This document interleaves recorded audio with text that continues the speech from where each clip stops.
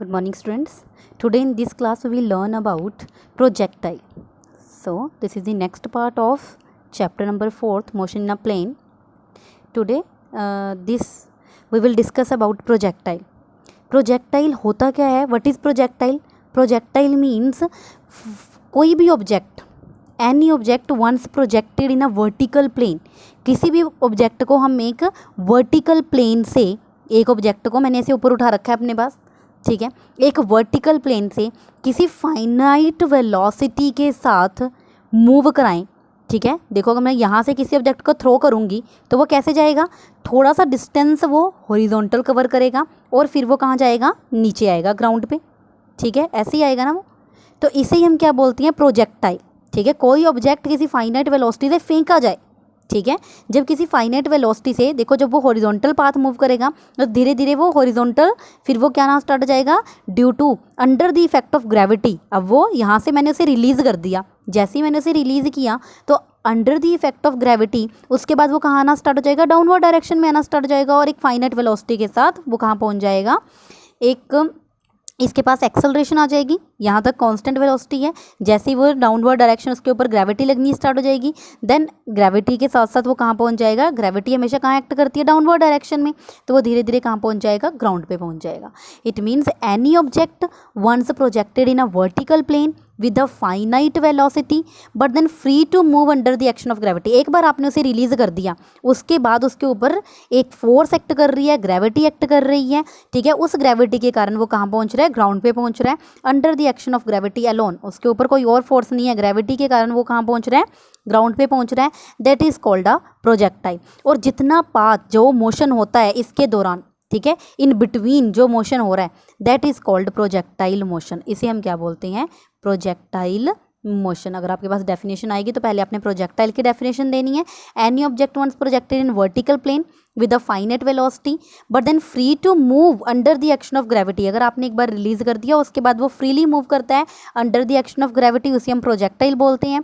And then motion of projectile is called projectile motion. और ये एक स्पेशल केस है टू डायमेंशनल मोशन का। It is the case of two dimensional motion. 2D motion है, x और y plane में होता है हमेशा। प्रोजेक्टाइल मोशन हमेशा टू प्लेन्स के इन बिटवीन होता है। So it is also called 2D motion भी बोलते हैं, to dimensional motion, in which the acceleration of object, जो एक्सेलरेशन है वो क्या रहती है, यूनिफॉर्म रहती है और एक वर्टिकल डायरेक्शन में क्या होती है, एक्सेलरेशन होती है। एक्सेलरेट होते हैं ऑब्जेक्ट जो है एक वर्टिकल डायरेक्शन में मूव कर रहा है। ए एक्सेलरेशन जो है जी के इक्वल टू होती है। एंड द पाथ, जो पाथ फॉलो करता है एक प्रोजेक्टाइल, जो ये रास्ता चुन रहा है, जैसा भी रास्ता, चाहे वो ऐसे मूव करके ऐसे नीचे गिर जाए, चाहे वो इसमें थोड़ा सा जोर से फेंकूंगी वो थोड़ा ज़्यादा रास्ता कवर करेगा फिर ग्राउंड पे पहुंचेगा। It means the path followed bye projectile that is called trajectory, ठीक है। इसे हम क्या बोलते हैं, path followed bye projectile is called trajectory, ठीक है। Path followed bye projectile is called trajectory. Examples हैं इसकी प्रोजेक्टाइल मोशन की, motion of a bullet fired from a gun, हम लोगों ने देखा ही हुआ है। अगर हम बुलेट फायर करेंगे तो बुलेट फायर करेंगे गन से, तो गन से बुलेट पहले स्ट्रेट जाएगी, ठीक है, अपने टारगेट को हिट करके फिर वो नीचे गिर जाएगी, ठीक है। सो दिस इज दी, और ये टू डायमेंशनल मोशन हो गया ना, x y plane vertical plane से फिर वो एक फाइनाइट वेलोसिटी के साथ ऑब्जेक्ट कहाँ पहुंच जाता है, ग्राउंड में पहुंच जाता है। सो एग्जांपल है motion of bullet fired from a gun, motion of a cricket ball, batsman जब क्रिकेट बॉल को हिट करता है, ठीक है, हिट करते हुए 6 लग जाए, ठीक है, वो भी प्रोजेक्टाइल का मोशन है। Motion of a football kicked by a player, ठीक है, किक करना, ठीक है, it is also projectile motion. Hammer throw, discus throw, javelin और hammer throw by an athlete, ठीक है, वो भी क्या है, प्रोजेक्टाइल मोशन की एग्जांपल है। तो ये तुम्हारे पास प्रोजेक्टाइल की डेफिनेशन है, प्रोजेक्टाइल मोशन है। And then what is trajectory, ठीक है, प्रोजेक्टाइल जो पाथ फॉलो कर रहा है that is called a trajectory. And examples क्या हैं प्रोजेक्टाइल की, here given motion of bullet fired from the gun, cricket ball hit by the batsman and motion of hammer thrown by the athlete. Now motion of projectile can be classified in 2 categories. इसे हमने 2 categories में क्या किया है, classify किया है। First one is, या तो देखो किसी हाइट के साथ, या तो मैं किसी ऑब्जेक्ट को करूँगी किसी हाइट से थ्रो करूँगी, ठीक है, तो वो क्या बनाएगा, ऐसा प्रोजेक्टाइल होगा, मोशन ऑफ हॉरिजॉन्टल डायरेक्शन में होगा। ठीक है, बट अगर मैं किसी प्रोजेक्टाइल किसी ऑब्जेक्ट को या ग्राउंड से ही ऊपर की तरफ फेंक रही हूँ, ग्राउंड से ऊपर की तरफ जाएगा वो, ठीक है, ऊपर की तरफ थ्रो किया और वो कुछ पाथ मूव करता हुआ फिर से दूसरी साइड ग्राउंड के क्या हो जाएगा, थ्रो हो जाएगा। किसी एक स्टोन को ही फेंको ऊपर की तरफ, ठीक है, तो आप अगर ऐसे पाथ में फेंकोगे तो इसे ये होता है angular projection. This is the angular projection.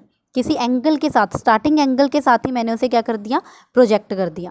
ठीक है, तो projectile projected at an angle with horizontal, ठीक है, हॉरिजॉन्टल के साथ एक एंगल बनाते हुए जाना, और या फिर एक हाइट के साथ, एक हाइट से फेंकना। मैंने किसी ऑब्जेक्ट को किसी हाइट के थ्रू फेंका है, तो इसके हम दो एक्सप्रेशन फाइंड आउट करेंगे कि जब हमने प्रोजेक्टाइल को कि मोशन दिया है, ठीक है, मूव कराया है from the height in horizontal direction. ठीक है, और देखो हमारे पास जब भी प्रोजेक्टाइल, जब भी हमने किसी ऑब्जेक्ट को फेंका तो इट मीन्स उसके ऊपर कोई ना कोई फोर्स जरूर लगती है, एक ग्रेविटी, उसके ऊपर ग्रेविटी एक्ट करती है, और ग्रेविटी के कारण देखो कुछ फाइनाइट डिस्टेंस वो मूव करेगी हॉरिजॉन्टल डायरेक्शन में, उसके बाद वो वर्टिकल डायरेक्शन में आना स्टार्ट कर देगी। जब वो वर्टिकल डायरेक्शन में आती है तो उस टाइम पे उसके ऊपर ग्रेविटेशनल फोर्स एक्ट करती है। ठीक है, और देखो हमने पहले भी ये मोशन इन स्ट्रेट लाइन में भी ये केस पढ़ रखा है हमने। ठीक है, चाहे हम ऑब्जेक्ट को ऊपर की तरफ फेंके, ठीक है, तब भी उसके ऊपर फोर्स लगेगी, एक्सेलरेशन जो लगेगी वो डाउनवर्ड डायरेक्शन की तरफ एक्ट करेगी, और चाहे मैं ऑब्जेक्ट को नीचे की तरफ फेंकूँ तब भी एक्सेलरेशन जो है वो डाउनवर्ड डायरेक्शन में ही एक्ट करेगी, और हम उसे क्या लेते हैं, नेगेटिव। ठीक है, एक्सेलरेशन डाउनवर्ड डायरेक्शन में एक्ट करती है, एक्सेलरेशन किसके इक्वल टू आ जाएगी है, नेगेटिव, माइनस ऑफ जी के इक्वल टू आती है। ठीक है, यस स्टूडेंट, फर्स्ट केस है हमारे पास projectile projected from height in horizontal direction. ठीक है, हाइट, किसी हाइट से फेंका गया है कोई प्रोजेक्ट। ठीक है, फर्स्ट ऑफ ऑल हमने क्या कंसीडर किया है, प्रोजेक्टाइल, ठीक है, किसी हाइट से थ्रो किया गया, तो पहले मैंने मोशन क्या बोला है, ये 2D मोशन होता है, एक्स प्लेन ले लिया, वाई एक्सिस ले ली, x axis y axis, x y plane ले लिया। ठीक है, now this projectile is projected from a point O, height से, किसी हाइट से इसे थ्रो किया गया है, it is projected from a point O situated at some height, किसी हाइट पे रखा हुआ है। ठीक है, पॉइंट ओ, जो ग्राउंड से जो पॉइंट ओ की वैल्यू है, इस पॉइंट को मान लिया मैंने B, that consider this point as a B, और ओ से बी का जो डिस्टेंस है और इसकी हाइट क्या ले ली हमने, H. Consider projectile fired from a point O situated at some height H above the ground. ठीक है, और किसी इनिशियल वेलोसिटी यू के साथ मैंने अब इसे ऑब्जेक्ट को क्या किया, थ्रो किया। तो देखो जब मैं इस ऑब्जेक्ट को थ्रो करूँगी तो ये सीधा नीचे तो नहीं गिर जाएगा ना, कुछ फाइनाइट डिस्टेंस ये हॉरिजॉन्टल डायरेक्शन में भी क्या करेगा, मूव करेगा, और कुछ फाइनाइट डिस्टेंस जब ये हॉरिजॉन्टल डायरेक्शन में मूव करता करता फिर ये कहाँ पहुँच जाएगा, ग्राउंड पे रीच कर जाएगा। ठीक है, जितना ये डिस्टेंस इसने मूव किया है, ठीक है, ये किधर के डायरेक्शन में हुआ, एक्स एक्सिस की डायरेक्शन में हुआ, और इसे मैंने बोल दिया हॉरिजॉन्टल मोशन है इसका, ये हॉरिजॉन्टल डायरेक्शन में मोशन है। ठीक है, तो देखो हमारे पास जब ये ऑब्जेक्ट मैंने कहाँ पे क्या करवाया, सिचुएटेड एट पॉइंट ओ, और इसके बाद मैंने इसे क्या करवा दिया, मूव करवा दिया। जब ये मूव करना स्टार्ट हुआ, ठीक है, तो हॉरिजॉन्टल डायरेक्शन को मैंने मान लिया एक्स एक्सिस, और वर्टिकल डायरेक्शन, ठीक है, और जब ये ऑब्जेक्ट कहाँ पहुँचना स्टार्ट हो गया, नीचे गिरना स्टार्ट हो गया। ठीक है, किसी पॉइंट, यहाँ पे मैंने इस पॉइंट को ले लिया कि इस पॉइंट तक ये ऑब्जेक्ट क्या करना स्टार्ट हो गया, अपना ग्राउंड पोजीशन पे आना स्टार्ट हो गया। ठीक है, तो कंसीडर कर लिया मैंने पॉइंट को, जब मैंने ऑब्जेक्ट ओरिजिन से स्टार्ट किया है, तो देखो यहाँ पे दो मोशन जो हैं एक साथ चल रहे हैं। ठीक है, बॉडी हॉरिजॉन्टली भी मूव कर रही है, और फिर बॉडी धीरे धीरे कहाँ स्टार्ट कर जाती है, वर्टिकल मूव करना स्टार्ट कर देती है। ठीक है, तो यहाँ पे दो मोशन एक साथ चलते हैं। फर्स्ट मोशन जो है वो है uniform horizontal velocity, first one is uniform horizontal velocity. ठीक है, जब ऑब्जेक्ट को मैंने थ्रो किया है, ठीक है, तो उस टाइम पे body is under the influence of two simultaneous independent motion, दो मोशन एक साथ चल रहे हैं। First one is uniform horizontal velocity, इसमें जो वेलोसिटी है वो कांस्टेंट रहेगी throughout the motion. In this horizontal motion velocity will constant throughout the motion. और सेकंड वन वर्टिकली डाउनवर्ड, ठीक है, और जब बॉडी जो है वह नीचे आना स्टार्ट हो जाती है, it means in this vertically downward accelerated motion बोलते हैं इसे, हम क्या बोलेंगे, वर्टिकली डाउनवर्ड एक्सेलरेटेड मोशन। और जो एक्सेलरेशन है वो किसके इक्वल टू होती है, डाउनवर्ड, वाई एक्सिस में हो रही है डाउनवर्ड डायरेक्शन में, और जी ए वाई किसके इक्वल टू हो जाएगा, जी के इक्वल टू हो जाएगा। ठीक है, नाउ फर्स्ट ऑफ ऑल अब देखो यहाँ पे जो ऑब्जेक्ट मैंने एक पॉइंट ले लिया यहाँ से, ठीक है, वर्टिकल की ऑब्जेक्ट जो है यहाँ पे रीच कर गया, इस पॉइंट पे जब ऑब्जेक्ट रीच किया, ठीक है, तो इस ऑब्जेक्ट पे मेरे पास यहाँ से जो हॉरिजॉन्टल डायरेक्शन का मोशन है, हॉरिजॉन्टल डायरेक्शन में मेरे पास क्या है, ये डिस्टेंस क्या है x, ठीक है, और वर्टिकल पॉइंट का डिस्टेंस क्या है y। इस पॉइंट P पे मैंने यहाँ पे क्या किया है, इस पॉइंट P पे मैंने क्या किया, पॉइंट्स ले लिए कि जब ऑब्जेक्ट पॉइंट P पे रीच किया तो उस टाइम पे उसका डिस्टेंस क्या है, x है, ठीक है, और हॉरिजॉन्टल डिस्टेंस x है और वर्टिकल डिस्टेंस क्या है, y है, ठीक है। अब मुझे वेलोसिटी भी फाइंड करनी है, तो कांस्टेंट वेलोसिटी के साथ ऑब्जेक्ट मूव कर रहा है, तो कांस्टेंट वेलोसिटी के साथ ऑब्जेक्ट मूव कर रहा है तो मेरे पास जो वेलोसिटी का कंपोनेंट आएगा, देखो यहाँ पे इधर की तरफ जो वेलोसिटी होगी एक्स एक्सिस की, वो क्या हो जाएगी, इसको मैं ले लूँगी वी एक्स के साथ, ठीक है, और जो हमारे पास ये है हॉरिजॉन्टल डायरेक्शन में वेलोसिटी कंपोनेंट और वर्टिकल में क्या बन जाएगा, वी वाई। तो नेट वेलोसिटी मेरे पास इसका क्या आ जाएगा, डायगोनल, ये यहाँ पे रिजल्टेंट ले लेंगे ना, रिजल्टेंट आएगा वी एक्स और वी वाई का, मेरे पास क्या आ जाएगी, नेट वेलोसिटी फाइंड आउट कर लूँगी मैं यहाँ से, ठीक है। First of all net velocity find करने के लिए मेरे पास एक्स एक्सिस का कंपोनेंट भी होना चाहिए और वाई एक्सिस का कंपोनेंट भी होना चाहिए। इट मीन्स मुझे मोशन देखना है हॉरिजॉन्टल के रिगार्डिंग मोशन कितना हुआ है और वर्टिकल कंपोनेंट में मोशन कितना हुआ है, ठीक है। तो पोजीशन यहाँ पे एक्स एक्सिस पे फर्स्ट ऑफ ऑल मैं क्या कर लूँगी, मोशन अलोंग हॉरिजॉन्टल, ठीक है।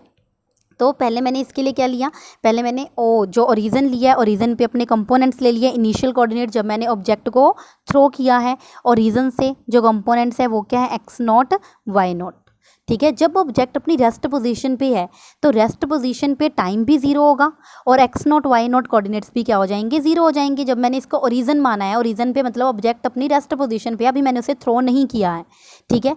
Then initial component of velocity, initial component जब मैंने बोला है कि हमारे पास जो वेलोसिटी है कांस्टेंट रहने वाली है थ्रू आउट कौन सी एक्सिस पे, हॉरिजॉन्टल वेलोसिटी, हॉरिजॉन्टल कंपोनेंट पे वेलोसिटी जो है क्या रहने वाली है, कांस्टेंट रहने वाली है।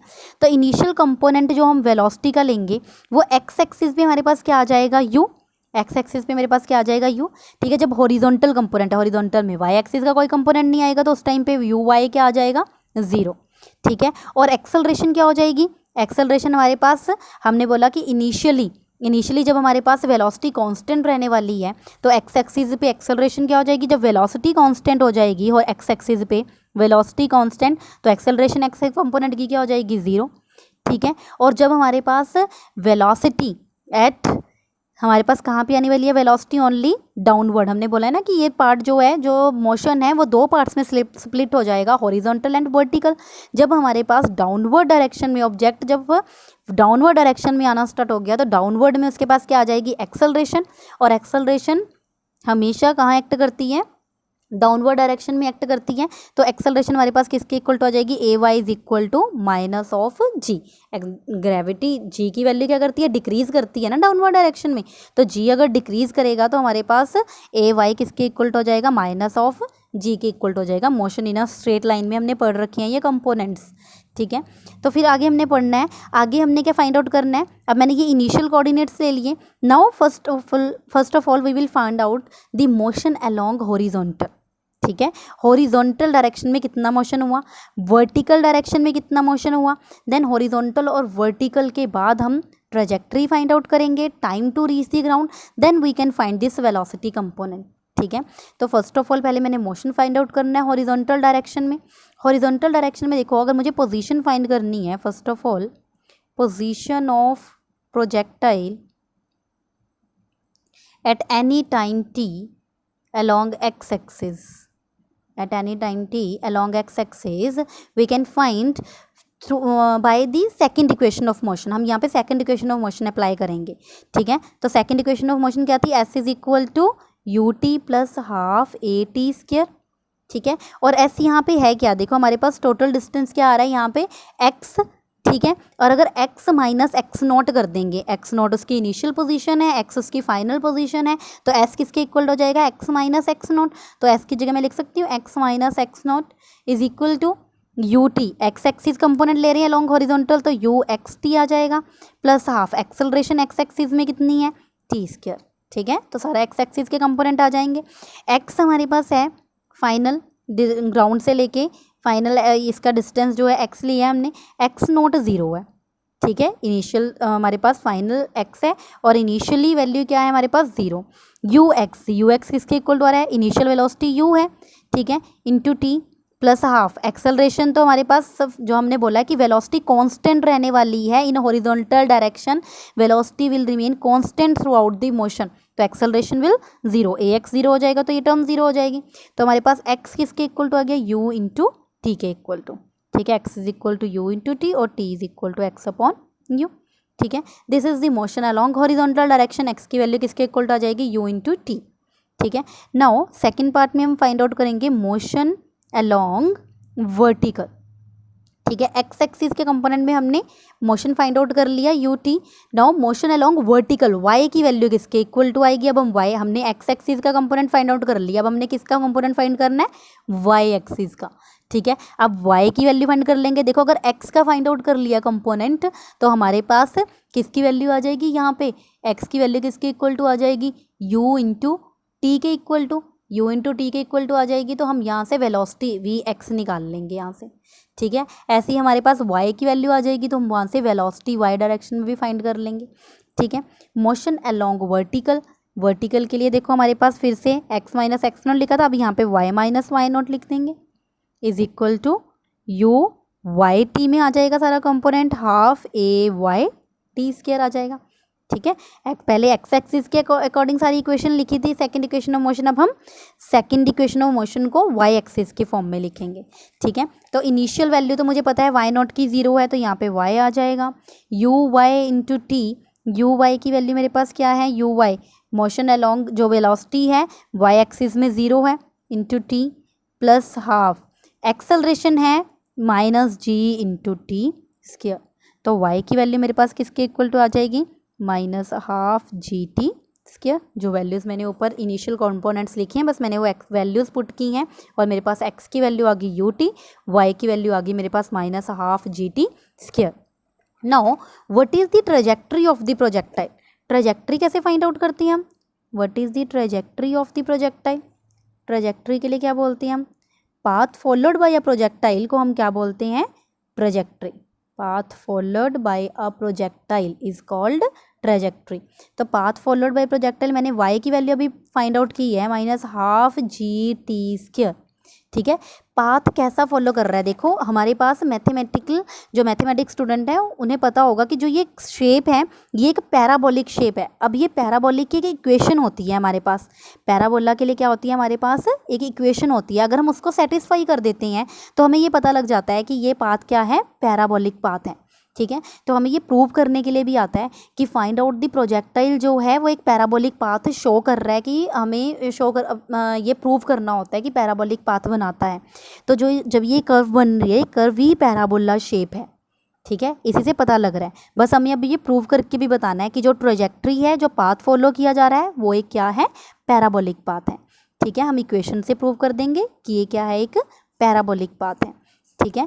तो ये तुम मैथ्स में भी पढ़ोगे, मैथ्स के स्टूडेंट मैथ्स की इक्वेशंस जब सॉल्व करेंगे पैराबोला हाइपरबोला एलिप्स की इक्वेशंस, तो वहाँ पे आपको पता लगेगा कि पैराबोलिक पाथ कैसे हम प्रूव करते हैं, पैराबोलिक के लिए एक इक्वेशन होती है, ठीक है।